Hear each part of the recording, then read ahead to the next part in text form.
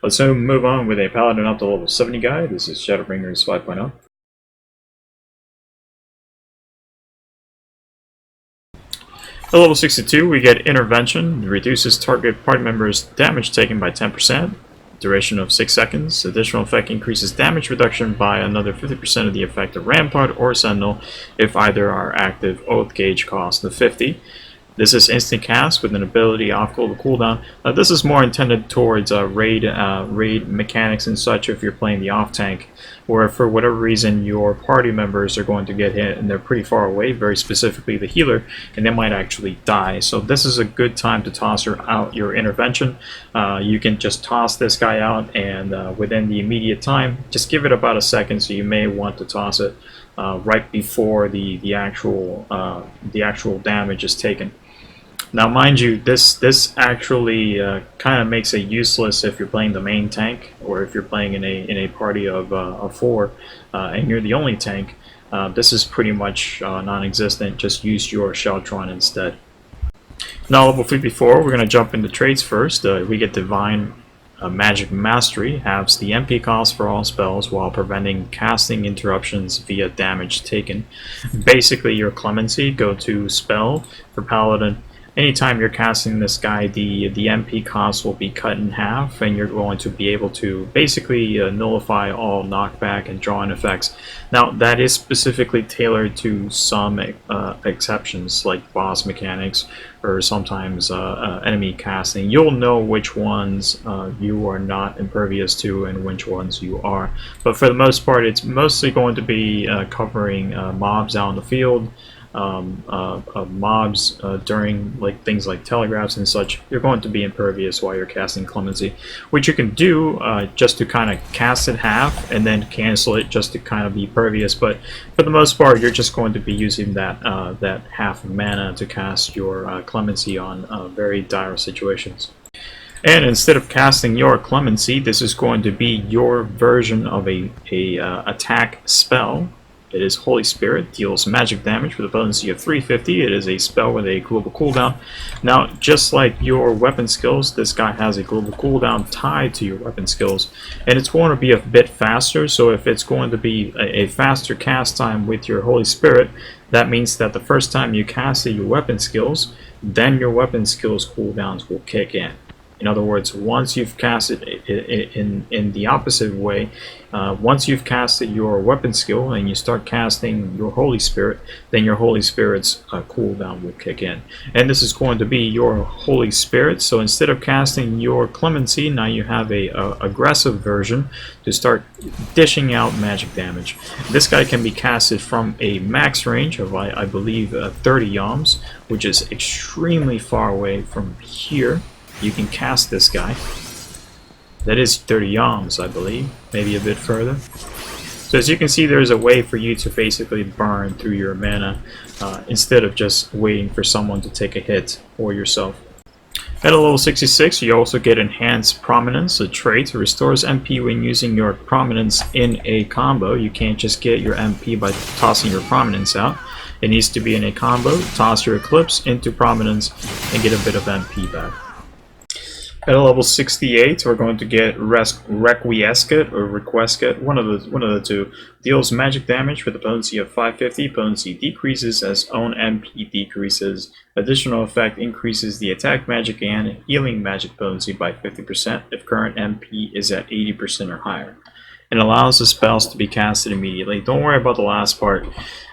Duration of 12 seconds. You get the last part much later on in the levels. It is an ability with a 60-second off global cooldown, and you're basically going to use this guy up against a single target. You're just going to cast it with roughly a full mana bar. Cast it. Make sure you cast it within melee range. Notice how there's an X there, how the numbers turns red. Make sure you cast this at a melee. Once you cast it, you're going to do your Holy Spirits, but you will actually have a cast bar with the Holy Spirits. And while you're casting this, you're going to basically have a 50% bonus to your potency on those Holy Spirits. And every now and then you might actually cast it along with a Clemency. Now, while this is down, you're going to basically swap to your melee and just continue on from there. I will post the rotation in the description. Now, in terms of an AoE instead, this guy is basically just fodder. Just toss it along with things like Spirits Within, Circle of Scorn. It's basically just an off-global cooldown for potency. At finally level 70, we get Passage of Arms. Increases block rate to 100% and creates a designated area in a cone behind you in which party members will only suffer basically a 15% damage reduction. Only suffer 85% of all damage inflicted, duration of 18 seconds. Now basically anytime this is up, don't move, don't do anything else, otherwise you're going to cancel it. The effects ends upon using another action or movement. It is instant cast with 120-second off-global cooldown, and this is what it looks like. So generally you're going to use this in a stack mechanic. Make sure you get in front and everybody stays behind where the little fancy thing is on the ground. Little fancy animations. That's generally where you want to stand if you want to get that damage reduction. This guy will last very long, but it's typically not a timer that you need. You roughly only need about 5 to 10 seconds worth on the timer, especially if you're up against mobs in a dungeon.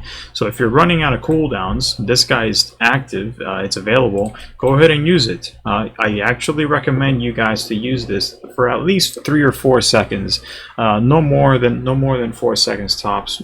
A reason why is because you generally just want to do damage. You want to keep doing damage, but this guy kind of gives you that extra oomph to basically continue on with your rotations. It's kind of like a mini Sheltron in a ways, but you definitely don't want to stand there. If a telegraph is coming at you, just get the hell out of dodge. But if it's just sitting up there, make sure you use it, because it will give you that extra 3 or 4 seconds that you need to get another cooldown going, or that 3 or 4 extra seconds that you need in order for the healer to top you off, or in certain critical situations. Okay, so let's talk about Paladin up to level 70, kind of like a recap. Of course, you can just skip this, it's in the time description and the timestamps. Paladin up to level 70 is kind of like a flip. It turns it into a very simple fight or flight into now you have Requiescat that you have to turn. But Requiescat is mostly towards a single target rotation. Paladin up to level 70. If you're in an AoE situation, Requiescat, you're just going to toss it. It's fodder. Just use it along with other off-global cooldowns. But anyway, you have things like Passage of Arms, and that's something that I wanted to touch bases on. Passage of Arms, don't let it just sit there. Use it. If you're running out of cooldowns, or you're just gone through the first set of mobs, and pretty much almost everything is on cooldown, you can go ahead and once you've grabbed aggro on everything, use it. Use it for a couple of seconds. It doesn't have to be the full duration, which I highly recommend you do not use this for the full duration, because you actually need to be doing damage. But use it for a couple of seconds, and as soon as you see that telegraph, just get out of the way. And that's a great way to use it. Otherwise, if you're in a raid, just go ahead and use this. If you see a room-wide mechanic, if you see a stack mechanic, once you do the raid enough, you'll know when and where exactly to use it. Requiescat, again, it's basically just more beneficial to use this to a single target. You're going to use this to basically initiate. If you have it available and your mana is full, you can use this up against a boss encounter. Shield lob in, pop your Requiescat, and just use your holy spirits along with off global cooldowns. And then once those 5 charges are gone, go ahead and swap to your fight or flight, get mana. Get your mana full, and then once your Requiescat is back, rinse and repeat. Other than that, everything else is pretty much similar to level 60 and 50. You just have to remember that Hall of Ground is fantastic, and by the time you get it again, you're probably going to just make the run a whole lot easier for your healer. So for the level 70, we're going to jump into the dungeon and of course toss your Iron Will on, and we're going to see what dungeon it is. Oh, I already know immediately. This is the Burn. I don't even need to look at it. This is my favorite dungeon from level 70. Why? Because all the mobs are so gigantic. Anyway, we're going to toss our Iron Will. And just like every other rotation previously up until now, we're going to toss our Hall of Ground first.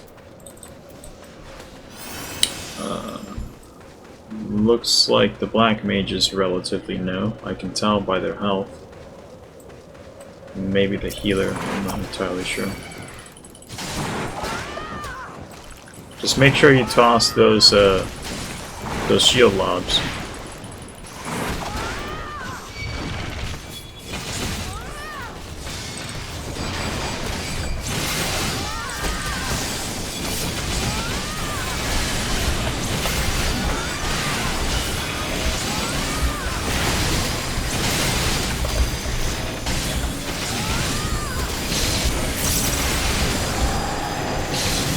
Again, it's cooldown management that you've had up until now. It's pretty similar. Make sure you toss in the Requiescat whenever you get the chance, like when I was grabbing mobs there earlier. In AoE, Requiescat is pretty much fodder. Just toss it. There's no need to hold on to it. And let's keep moving on here. So now that we're down to just a few cooldowns, we're actually going to use our Passage of Arms. Grab mobs here. Just do our shield lob. I think a mob drops here. Yep, there he is.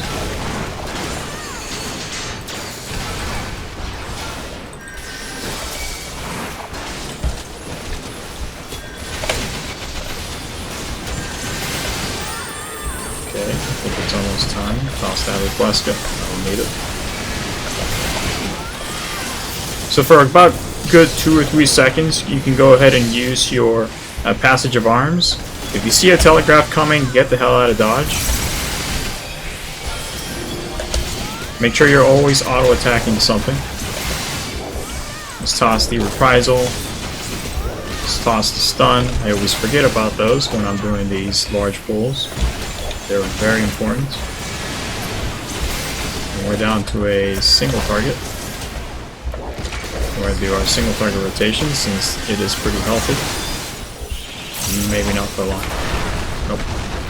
And that's pretty much it for the AoE. So we're up against the single target or boss encounter. So remember the Requiescat. Basically, our mana bar is going to be the first thing we dish out. So we're gonna actually, I'm gonna wait for my Requiescat to be ready here because that's the first thing I toss out.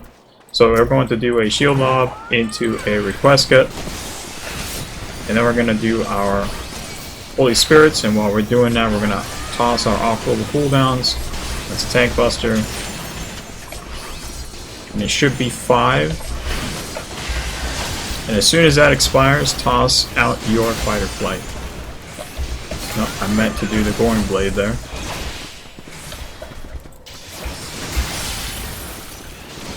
There we go. Make sure your gauge does not max out.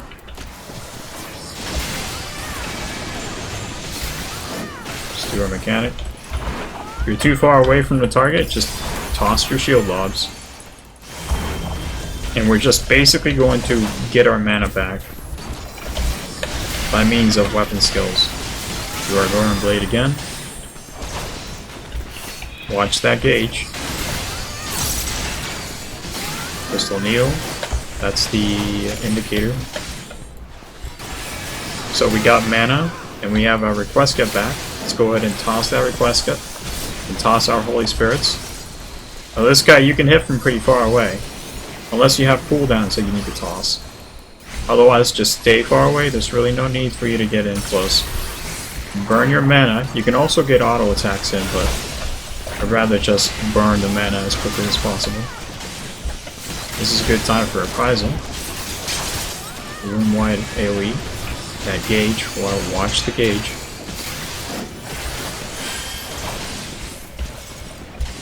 Let's get into position here. I don't think I'll make it. Did I make it? Yeah. Back in. Hold on to your finisher combos, your combo finishers, and don't toss that shield lob because your combo finishers do quite a lot of potency. He's about to die, so I'm just gonna ignore the Tank Buster. There we go. Good stuff. And we'll see you guys next time for a level 80 guide to Paladin.